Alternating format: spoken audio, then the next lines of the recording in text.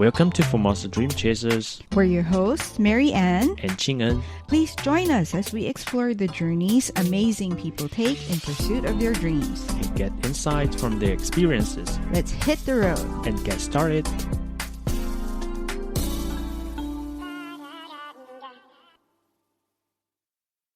Hello and welcome to the show. We have with us today Pei Fang-tsao, or Thao for short. She's going to be sharing with us how she came to work with RTI and what her dreams are. So Thao, can you share with us a little bit about your background? Hello everyone, nice to see you. I am Thao and I previously worked in Vietnam. I'm currently in Taiwan to pursue my master's degree in global communication and innovative technology in the National Chungju University in Taipei. Coming from Vietnam, which is known officially as the Socialist Republic of Vietnam, or SRV, could you tell us a little bit of what it was like growing up in a socialist country?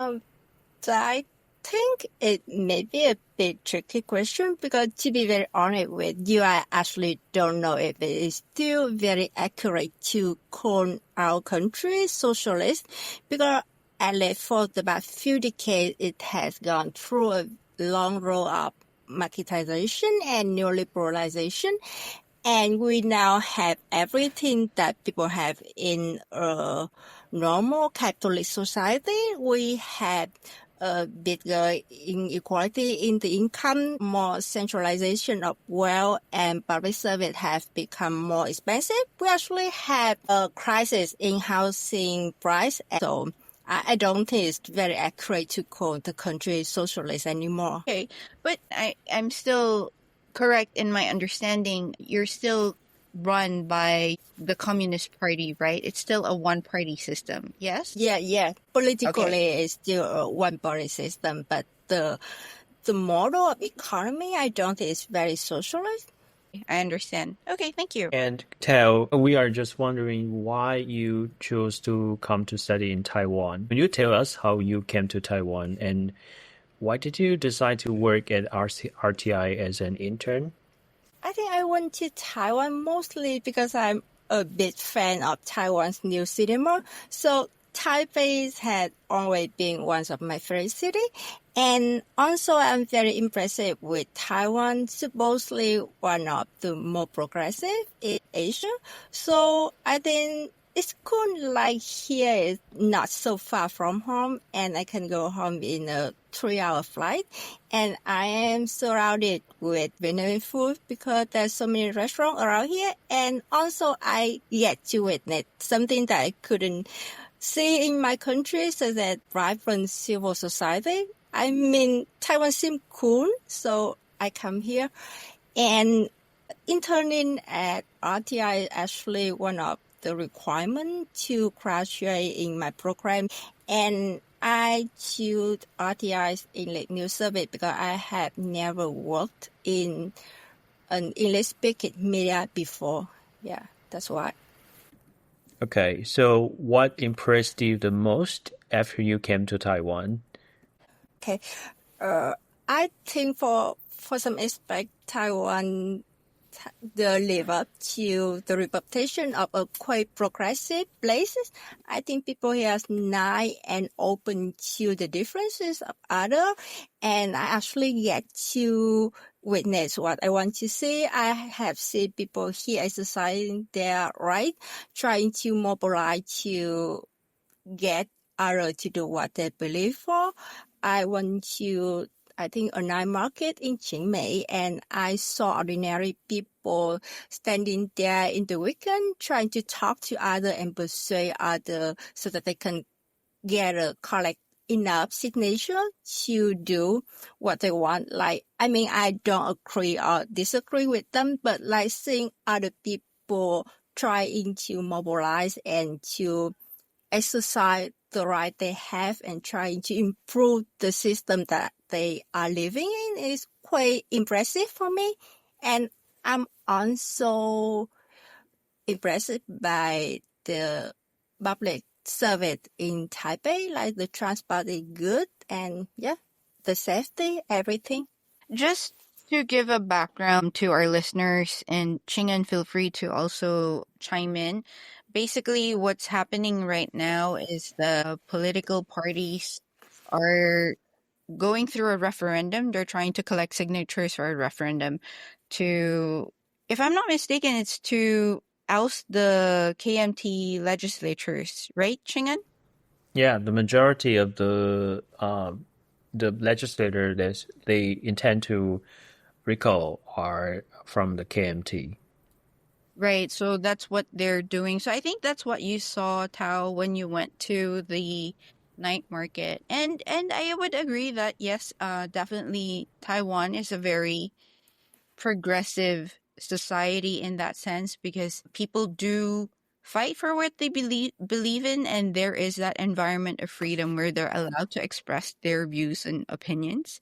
I wanted to ask a quick question. You said you were impressed by the Taiwan new cinema.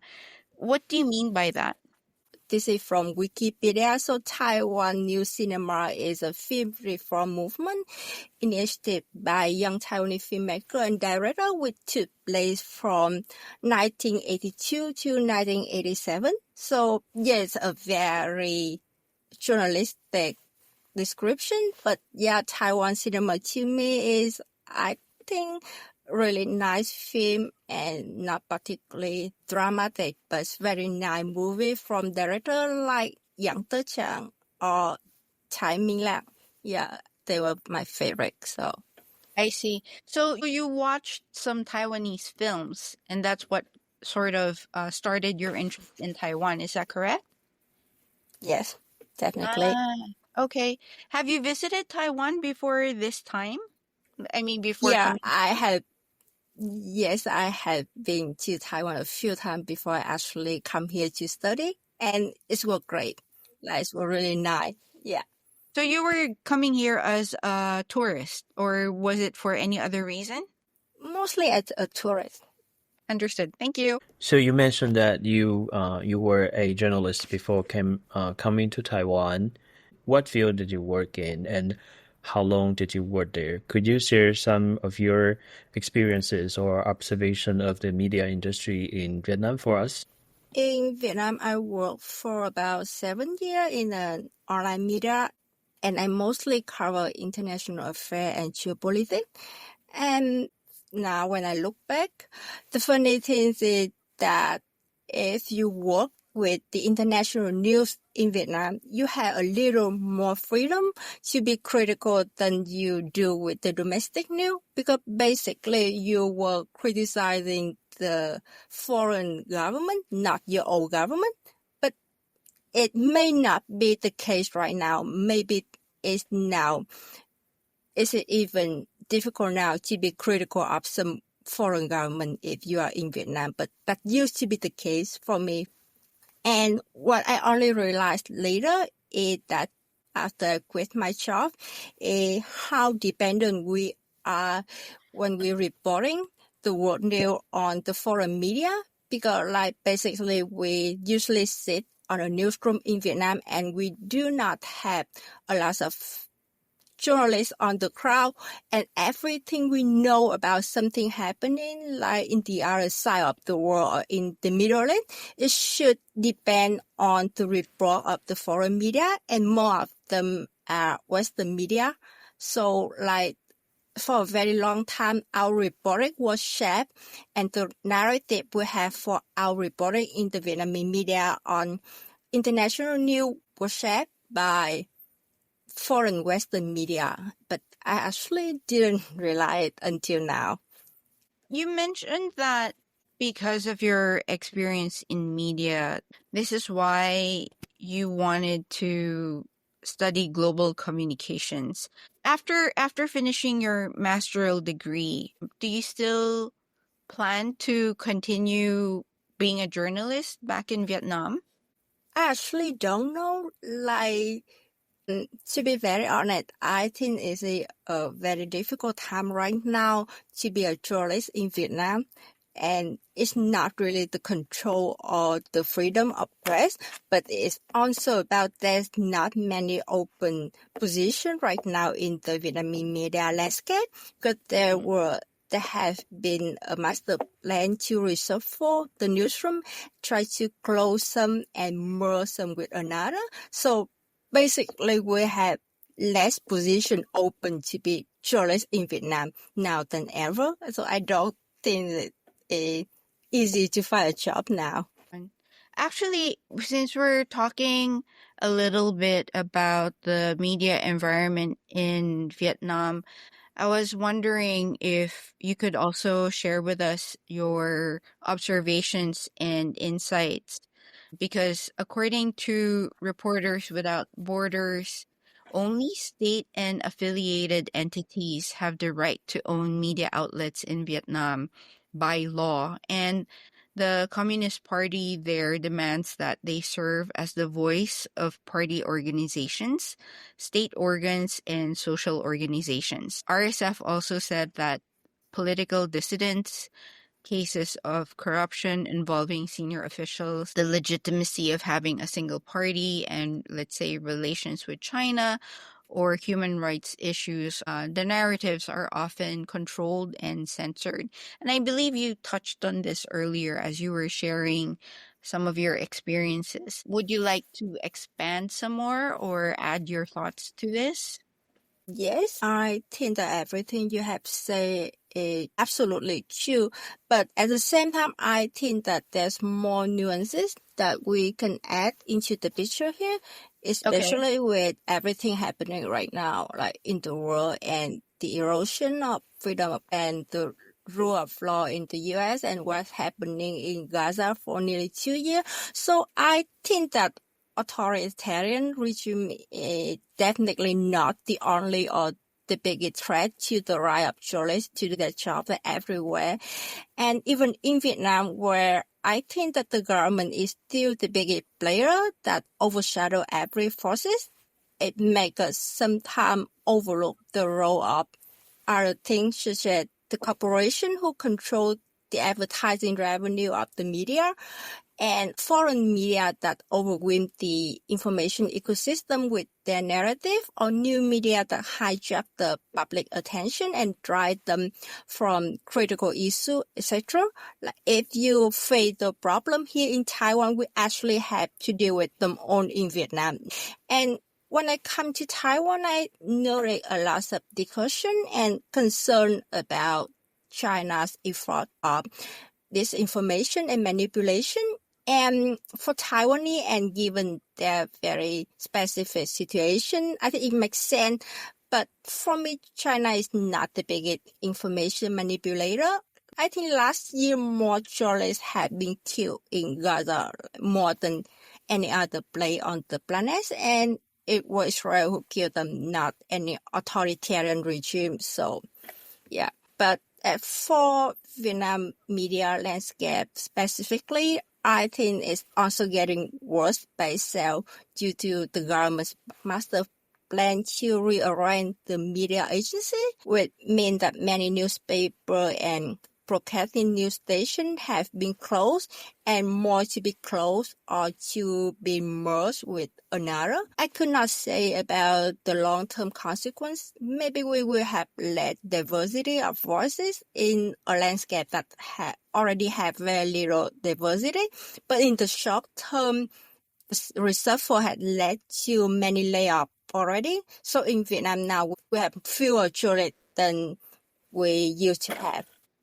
Okay, and Tao, how long have you been in Taiwan so far? And what do you think about Taiwan? I have been here for 1.5 years, and generally I think Taiwan is nice. I have always thought that Taiwan is very nice. Most Taiwanese I have met so far are very kind. So when will you be graduating from NCCU? I think I am expected to graduate later this year or early next year. And what are your plans after graduation? Like, I think it should be very good being able to find a job here in Taiwan and can enjoy a little of Taiwanese life without living along the poverty life as a broke student. But I don't know if the job market in Taiwan is foreigner friendly or easy to navigate. So I am not sure about it, but it would be very great to be able to work in Taiwan for a while. Are you planning to look for work along the lines of being in the communication field as well? I think it would depend. It should depend on what kind of opportunity I get or I see here.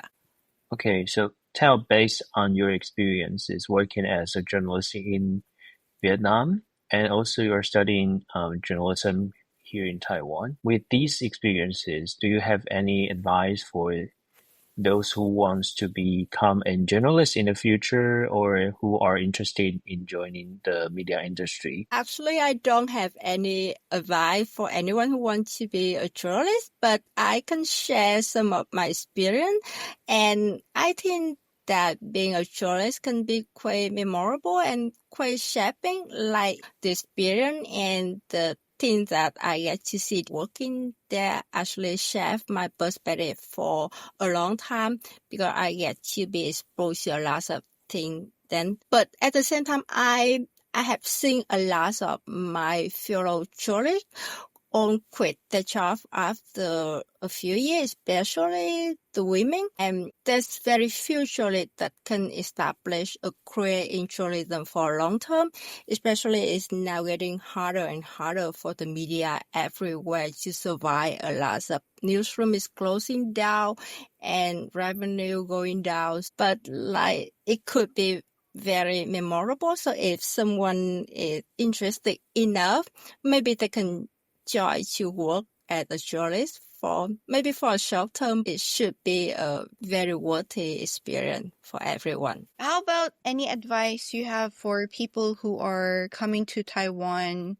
for travel, for tourism, and or for studies? What would be your best advice for them? I think for travel, Taipei is great because people are very friendly. They will try to help you to find a way. Like they really, really try hard to help you if you get lost in the street. For other people who want to stay here a little bit longer, I strongly advise that you take up some Chinese course before you go here. I come here with zero Chinese. And it's really, really hard to navigate. Like in the classroom, we mostly speak English, so it's not a problem. But like outside of the classroom, everyone says some language that I have no idea about. So it's really hard to navigate in the first few months living in Taiwan. So I start to take Chinese course. And it's really, really fun to study Chinese. I like that I can now communicate. So yeah, let's learn a little bit of Chinese. So we are about to wrap up our interview today. And before we end, do you have any final thoughts for us? But I just want to say that there are lots of good Vietnamese restaurants in Taiwan, and like in every neighborhood in Taipei, I hang out every weekend. And there should be some very nice Vietnamese restaurant nearby. So I really hope that people can come to support the business because they literally take care of me. They're the one who cooked for me, who served me during the last 1.5 years. And I'm very grateful for the fellow Vietnamese who opened the restaurant here. So yeah, I hope everyone can support the Vietnamese business here in Taiwan. Thank you, Thao, for your time. It was nice to learn more about Vietnam from a person who's actually lived there and share with us your experience. So thank you. Thank you everyone for having me at RTI and welcoming me as an intern and giving me this opportunity. Thank you.